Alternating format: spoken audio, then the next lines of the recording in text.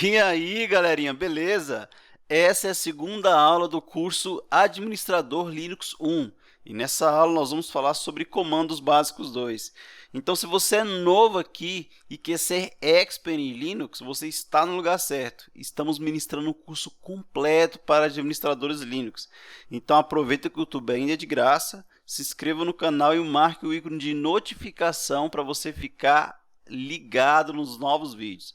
E se você já é inscrito, não perca tempo e deixe o seu like aqui embaixo para fortalecer o canal, beleza?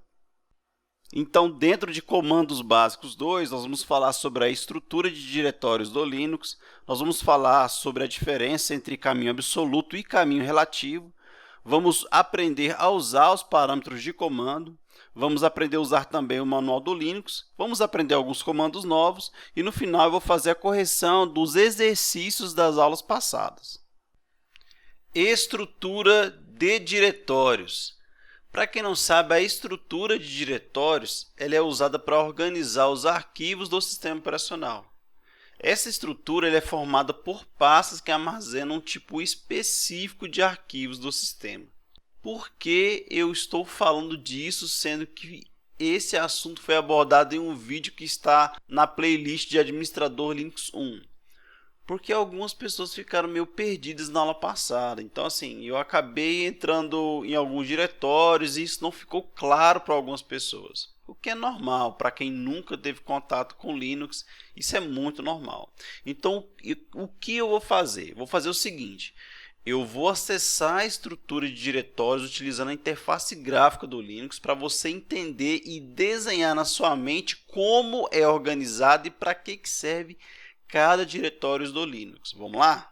Então, olha só, esse aqui já é o meu CentOS 7, tá? Meu sistema operacional aí, que nós vamos fazer as nossas aulas, né?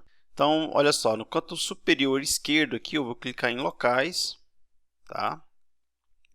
E eu vou abrir computador. Isso aqui é como se eu clicasse no C do Windows, né? Então, olha só, eu cliquei aqui e já vai abrir um monte de pastas, tá? É como se eu estivesse acessando a raiz do sistema do Windows. Então, o Linux também tem uma raiz, né, de diretórios, né, que nós chamamos de barra. Tá? Então, quando você clica no C do Windows, vai abrir todas as pastinhas lá, que é arquivos e programas, Windows, users, né? E aqui no Linux não é diferente. Computador, e aqui ele já vai abrir todos esses diretórios para mim. Assim como qualquer sistema operacional, né, eu estou utilizando o Windows aqui como ilustração, né, como analogia. Cada diretório desse aqui ele tem uma função, tá? Ele armazena um tipo específico de arquivos. Por exemplo, no Windows, nós temos lá a pasta Users, que vai armazenar as pastas pessoais dos usuários que foram criados no sistema. Então, dentro de Users, eu tenho lá todos os usuários que eu criei dentro do sistema Windows, né? Aqui, no CentOS, ou seja, no Linux, tá? Eu tenho um cara chamado Home. O que seria esse Home? Ele tem o mesmo papel, tá, do diretório User, ou usuários do Windows. Tá? Então, ele vai armazenar o quê? As pastas pessoais de todos os usuários que foram criados no sistema. Então, se eu criar aqui um usuário, por exemplo, chamado Ebert, automaticamente, quando eu criar esse usuário aqui, vai aparecer uma pastinha aqui para ele. Vamos supor que eu vou criar um usuário Vanessa, né? Então, vai aparecer aqui uma pastinha para a Vanessa. Então, dentro da pasta Home aqui, vai estar listado todos os diretórios pessoais dos usuários que foram criados dentro do sistema. Tá? Vou voltar aqui para a raiz. Outro diretório, esse aqui é o diretório que nós chamamos de diretório root, tá? Esse é o único usuário, né, que ele não vai ter a sua pasta pessoal criada dentro de Home, tá? Então, ele vai ter uma pasta específica para ele. E quem que é esse root? O root é o administrador do Linux, tá? Assim como nós temos o administrador do Windows, nós temos o administrador do Linux. E esse administrador nós chamamos de root, tá? Então, ele tem uma pasta exclusiva para ele porque ele é um usuário do sistema, tá? Ele não é identificado como usuário comum, tá? Então, ele tem uma pastinha específica para ele. Outro diretório, tá, é o bin e o sbin. Cadê o sbin? Está aqui. Qual que é a função desses diretórios? Esses diretórios eles vão armazenar os arquivos binários do Linux, tá? Então, quando você abre o prompt de comando e digita lá cmd, aliás, cd, cp, que são os comandos que nós estamos aprendendo aqui agora, todos esses comandos ou eles vão estar dentro de bin e dentro de sbin. Quando eu sei que vai ficar dentro de um e dentro de outro? Os comandos sbin, tá?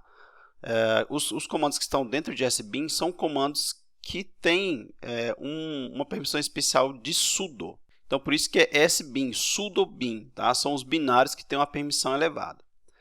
Esses binários aqui são os binários, no caso do bin, né, barra bin, seriam os binários padrões do sistema. São binários que não têm permissão de sudo, ou seja, uma permissão elevada.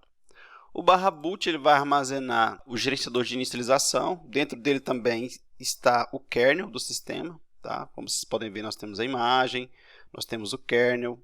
Tá? Então, está tudo aí. Então, dentro dessa pasta aqui, nós temos o gerenciador de inicialização e nós temos o kernel do sistema.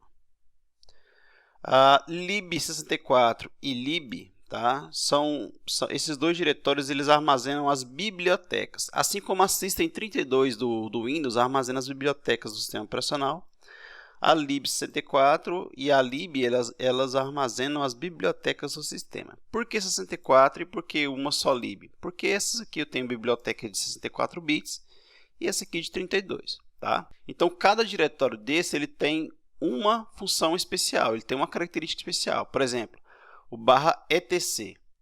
A pasta etc ele vai armazenar 80 ou 98% dos arquivos de configuração do sistema. Tá? Então, nós vamos utilizar muito isso aqui quando a gente subir um nível, né? Quando a gente for trabalhar com administradores Linux 2, que é onde nós vamos aprender a fazer configuração de serviços como Samba, Squid, Faro, né? Então, nós vamos brincar aí com os arquivos de configuração. Então, esses diretórios aqui, pessoal, tá? Dentro do Linux, são como se fosse a estrutura do sistema operacional. Então, cada diretório desse ele tem uma função especial dentro do sistema. Eu tenho uma aula mais detalhada desses diretórios, tá? No primeiro vídeo, né, dessa playlist. Então, se você tiver dúvida, volta lá e lá eu falo um por um qual que é a finalidade de cada diretório desse para o sistema, beleza? Agora, nós vamos falar sobre caminho absoluto e caminho relativo. O caminho absoluto é quando eu preciso passar o caminho completo do diretório, ou seja, todo o caminho que eu percorri até chegar no diretório desejado. Ou seja, eu vou partir de um ponto de partida que seria o barra, que seria o meu primeiro diretório do meu sistema, e vou passar todo o caminho que eu percorri até chegar no diretório desejado. O caminho relativo é quando não há necessidade de digitar todo o caminho, ou seja, digitar o caminho absoluto para chegar no diretório desejado. Eu uso como ponto de partida o diretório atual que eu estou, sem passar todo o caminho, barra, por exemplo, barra etc, barra sysconfig, barra network script, né? Eu passo como ponto de partida o diretório onde eu estou. Na teoria é um pouco complicado, mas na prática vai ficar mais claro para vocês. Agora, nós vamos dar exemplo aqui de caminho absoluto e caminho relativo. Tá? Deixa eu só elevar o privilégio, colocar como root aqui.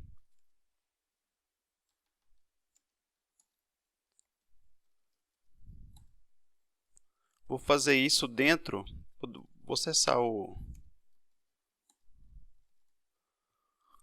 Aqui são todos os meus diretórios, né? Boot, tc, lib, média, opt, todos aqueles diretórios que nós vimos aqui, ok? Vou acessar o barra opt, porque eu sei que aqui não tem absolutamente nada. Então, eu vou criar aqui pasta 1.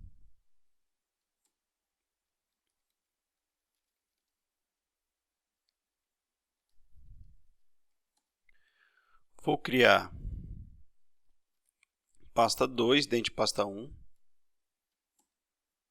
Opa. mkdir. Tá, então tenho pasta 1, vou acessar o pasta 2. Tenho pasta 2, vou acessar o pasta 2. Dentro de pasta 2, eu vou criar uma outra pasta.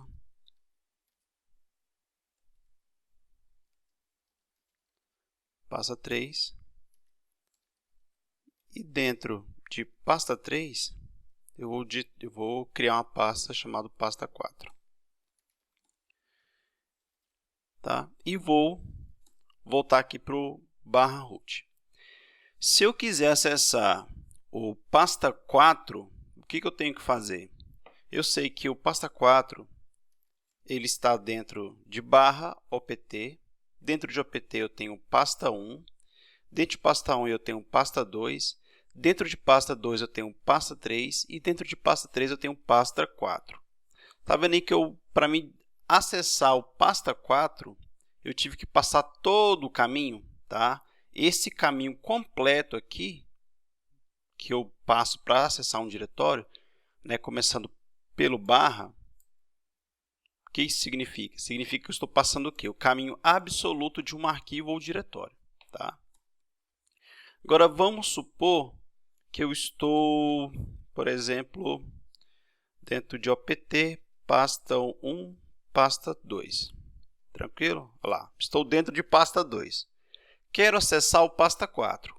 Quais são as maneiras, né, que eu tenho para acessar o pasta 4? Ou eu executo o comando cd, opt, pasta 1, pasta 2, pasta 3 e pasta 4, mas isso seria o caminho absoluto. Ou eu passo o caminho relativo. O que seria o caminho relativo? Olha só, como vocês podem ver, eu estou dentro de pasta 2. Então, eu não preciso passar o caminho opt, pasta 1 e pasta 2.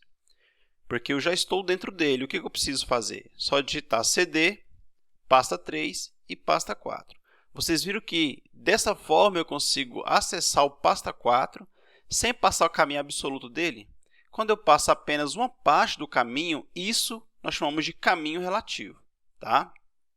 Olha lá, acessei o pasta 4. Se eu dar um pwd, ele vai passar todo o caminho absoluto para mim, né? Que o pwd ele me mostra isso, ele mostra o caminho completo do diretório ou arquivo.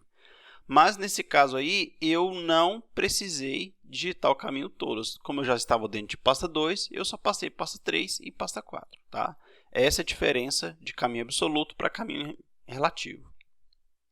Agora, nós vamos falar sobre parâmetros ou argumentos de comandos.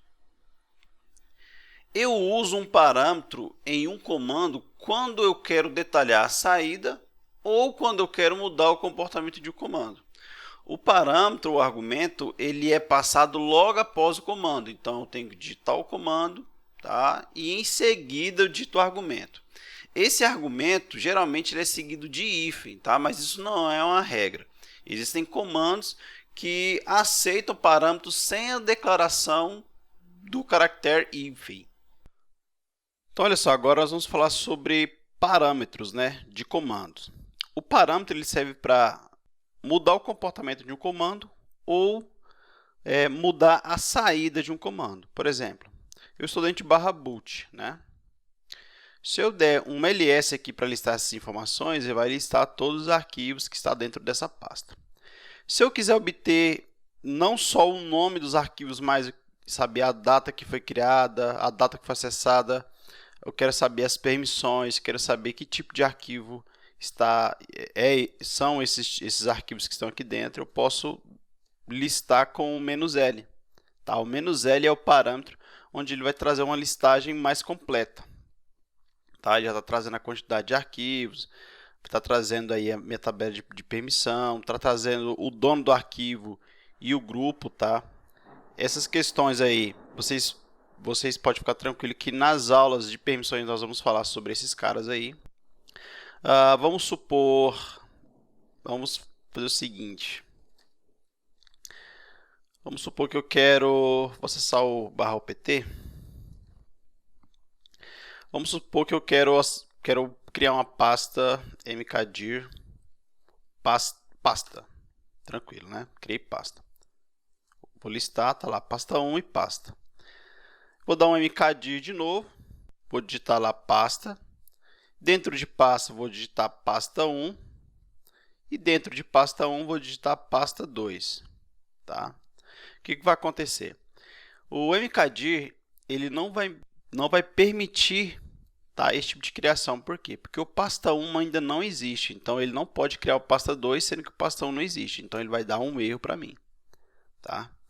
Isso é normal, porque o mkdir ele vai criar um arquivo por vez. Se eu quiser criar um arquivo dentro de outro sem necessariamente ele existir, eu posso passar mkdir, tá? E eu vou colocar lá assim, ó, "-p", tá? Que esse "-p" ele vai fazer a criação recursivamente. Vou colocar lá pasta 1 barra pasta 2 barra pasta 3. Já criei. Lá, pasta 1, aliás, pasta, né? Pasta, vou listar o pasta 1, vou listar o pasta 2 também.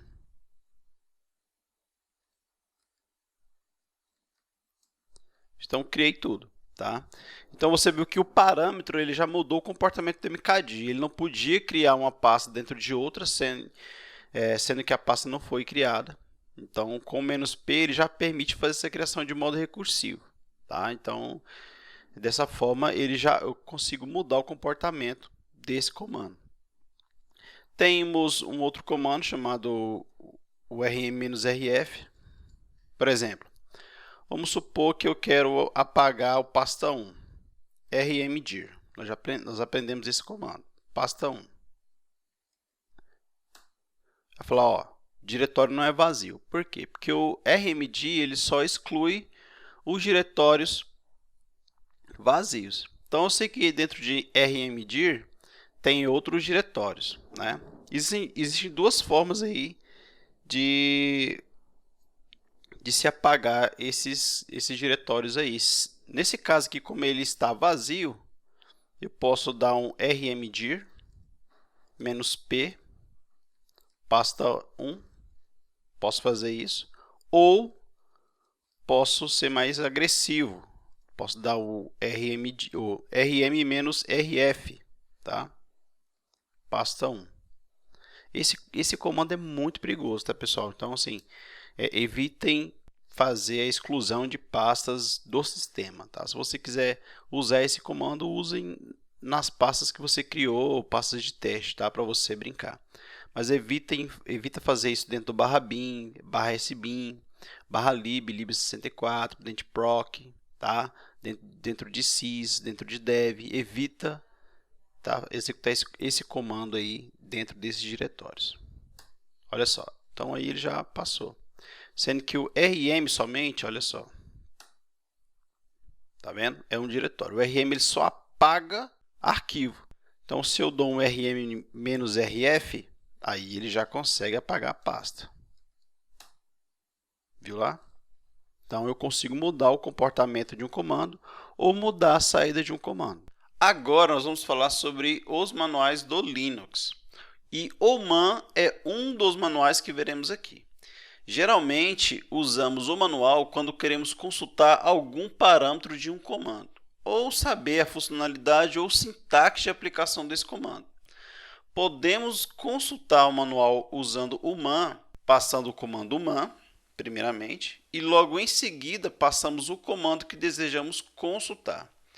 Não é feio fazer o uso do man, até porque são muitos comandos no Linux, então dificilmente você vai gravar todos os comandos, a sintaxe desse comando, todos os parâmetros de todos os comandos. Então, o man foi feito para ser utilizado, foi feito para ser consultado. Então, não tenha receio de talvez usar o man e passar uma visão negativa. Não. Os grandes administradores fazem o uso contínuo dos manuais do Linux. Um outro manual, né, que pode ser utilizado também é o manual help. A sintaxe dele é bem diferente do man. Como ele é feito? Primeiramente, eu passo o comando que eu desejo consultar e depois eu utilizo o help, tá? Seguido de dois hífens, tá? Então, eu utilizo comando, hífen, comando, espaço, hífen, help. Assim eu consigo utilizar esse outro manual para fazer consultas. E qual é a diferença do man para o help? Eu geralmente uso mais o man, tá? Por quê? Porque ele é bem mais completo do que o help. Geralmente algumas pessoas que estão começando gostam de utilizar o help porque alguns comandos do help vêm mais traduzidos em português, mas eu geralmente uso bastante o man, porque ele já traz para mim todo o manual do comando que eu estou fazendo a pesquisa. Vou só mostrar para vocês aqui como executar o man. O man você passa man de manual e passa o comando que você quer consultar. Aqui ele vai trazer para você qual é a função do comando. Ele está falando que o ls ele é um comando para listar os conteúdos de um diretório. Aqui ele tem a sintaxe dele embaixo e a descrição. Embaixo eu tenho os parâmetros aí do help, tá? Para mim sair, embaixo aqui ele está falando, ó, eu posso pressionar um H para obter ajuda ou Q para sair. Então, Q para sair. Tem um help também. O help, eu passo o comando --help. Aqui ele não vai paginar para mim, tá? Então, tem que usar o mouse. E quando eu fizer o uso dele sem interface gráfica, você pode fazer utilizando o pipeless, tá? O pipe eu vou mostrar para vocês nas próximas aulas, tá? Aí ele consegue paginar para mim. Então aqui já tem os argumentos do ls, ó, tá? Aqui ele está mostrando lá o uso dele, tá? Lista as informações sobre os arquivos. Dos arquivos ele busca os arquivos correntes por default. Aqui você vê lá o A, o -A maiúsculo, -B, -B maiúsculo, -C, tá? E as funções dele aqui embaixo. Para sair aqui, Q também, se você utilizar o less. Nos comandos básicos de hoje, nós vamos falar sobre alguns comandos. Entre esses comandos, nós temos o pwd. Esse comando ele exibe o caminho absoluto do diretório corrente, ou seja, exibe o caminho absoluto, ou seja, o caminho completo do diretório que o usuário está. Bem, nessa aula nós já utilizamos o pwd, mas vou só acessar um diretório aqui para vocês verem. Então, olha só, vou acessar uma estrutura de diretórios aí e quero saber o caminho completo de onde eu estou. Então, o pwd ele mostra isso para mim. Se eu acessar o barra etc init.d, pwd, então pwd ele vai mostrar o caminho absoluto, né, o caminho completo de onde eu estou. O comando touch é um comando simples, porém polêmico, tá? Por quê? Porque muitas pessoas aprendem e ensinam que o touch, a principal finalidade dele é para criar um arquivo. Na verdade, essa não é a funcionalidade do touch, tá? O touch, ou a verdadeira funcionalidade do touch, é atualizar as datas de criação, data de acesso e modificação de um arquivo. Quando eu executo o touch em um arquivo que não existe, tá? O que ele vai fazer? Ele vai criar um arquivo de texto em branco. Mas a principal finalidade dele não é criar, ele não foi criado, não foi desenvolvido para criar um arquivo vazio. O touch ele foi desenvolvido para fazer atualizações das datas de criação, modificação e de acesso de um arquivo. Aqui eu vou dar um exemplo de como executar o touch. Deixa eu só pegar um arquivo. Aqui dentro de root vai ter um arquivo que a gente pode usar como teste, que é a Anaconda. ls-l, tá? Aqui nós estamos verificando a data de criação e, na verdade, a data de acesso, né, desse arquivo. Então, nós temos lá que foi março, né, dia 4 e a hora. Aqui eu vou passar o touch, né, -t, tá, para fazer a alteração do tempo. Primeiramente, eu vou passar aqui o ano, né, vou colocar lá 17, né, que ele já vai entender que é 2007.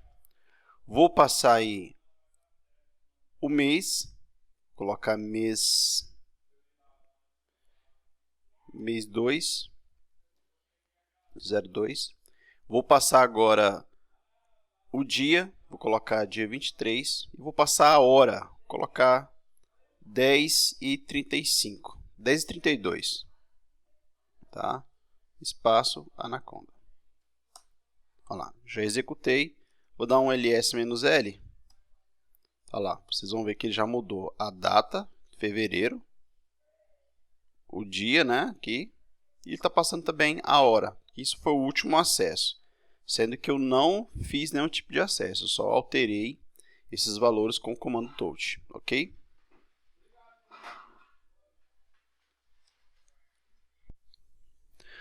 O RM ele é utilizado para remover arquivos. Também combinando o RM com alguns parâmetros, é possível fazer a exclusão de um diretório. Aqui nós vamos dar um exemplo de como utilizar o RM. Tá? Eu estou dentro de OPT, vou só listar aqui. Eu tenho um arquivo chamado arquivo.txt e eu tenho uma pasta. Dentro de pasta, eu tenho lá um outro arquivo chamado arquivo. Né? Vou remover o arquivo, dou um RM espaço arquivo. E ele sempre vai me perguntar se eu quero ou não remover esse arquivo. Tá? Eu posso dar um Y para sim e um N para não. Tá? Posso utilizar também o rm-rf arquivo. Né? Ele vai forçar esse F e é de force, o R é de recursivo. Eu não precisaria utilizar o R nesse aspecto aqui, tá? Só o F ele já iria excluir sem a mensagem de confirmação. Vou dar um RM no pasta. Olha, ele está falando que é um diretório, então eu não consigo. Não consigo também dar um rmdir no pasta, porque o diretório não está vazio. Nesse caso, eu posso dar um rm-rf na pasta. E aí ele já permite fazer a exclusão. O history ele armazena os últimos comandos digitados no shell do usuário. Bem, o history é bem simples de ser utilizado. Se eu executar o comando history aqui, ele vai listar todos os comandos que eu já utilizei. Se eu, por exemplo, der um history "-c", ele vai apagar o que eu digitei, ou seja, todos os meus históricos. Se eu digitar um history "-r", ele vai voltar aí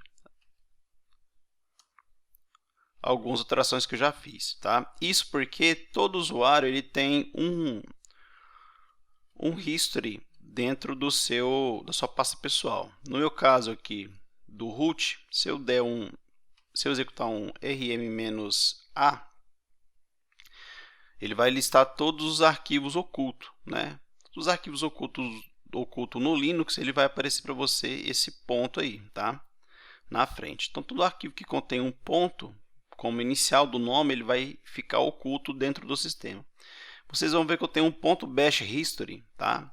Isso porque quando eu dei um history "-c", o que aconteceu? Ele excluiu, tá, aquelas informações. Quando eu dou um history "-r", tá, ele carrega os últimos comandos que estão gravados aqui dentro do bash history. Tá?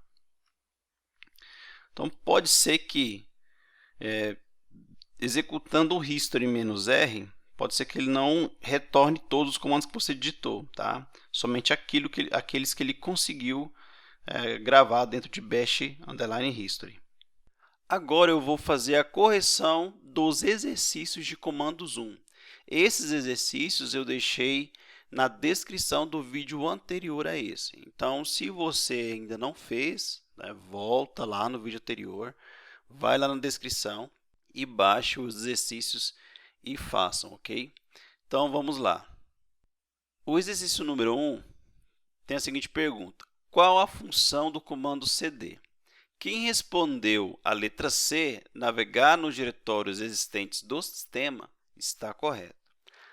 A letra 2 pergunta qual a função do comando ls. Quem respondeu a letra A, lista os conteúdos existentes em um diretório, está correta.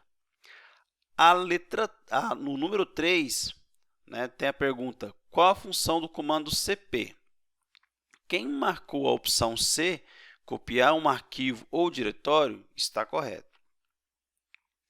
O número 4 pediu para marcar os comandos responsáveis por criar um diretório e remover um diretório vazio.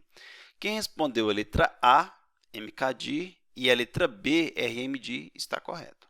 Bem, pessoal, esse é o nosso conteúdo de hoje. Tá? Eu gostaria de pedir a ajuda de vocês, então, se você assistiu esse vídeo todo, quero já agradecer você por ter permanecido até o final. E se você gostou e ainda não deixou o seu like, deixa um likezinho lá para a gente, tá? Para dar uma fortalecida no nosso canal. E se você ainda não se inscreveu, se inscreva, clique lá no ícone de notificação, você vai receber uma mensagem assim que chegar, assim que eu postar um novo vídeo aqui, tá? Eu tenho um canal no Facebook também, lá no canal, além de postar os vídeos que eu posto aqui, tá? Eu posto os artigos semanais que eu faço lá na empresa onde eu trabalho. Gostaria também de pedir, se vocês quiserem, que vocês compartilhem esses conteúdos nas suas redes sociais, não só para ajudar o canal, mas para ajudar um amigo seu que está na faculdade, um amigo que está com dificuldade de aprender Linux, tá? Deixe aqui o seu comentário, se você quiser deixar algum assunto que você queria que abordasse, se você quiser deixar alguma dica ou deixar alguma crítica, tá? Eu gostaria que você deixasse o seu like aqui. Se por acaso você deixar um dislike, você comente aqui embaixo também, olha, não gostei por conta disso ou por conta de algum outro motivo qualquer, tá? Isso nos ajuda e nos impulsiona a crescer ainda mais. Eu vou deixar novamente aqui na descrição do vídeo exercícios dessa aula e a correção eu vou deixar para a próxima videoaula, no finalzinho da próxima videoaula, assim como fiz com essa, beleza? Obrigado, pessoal, e até a próxima.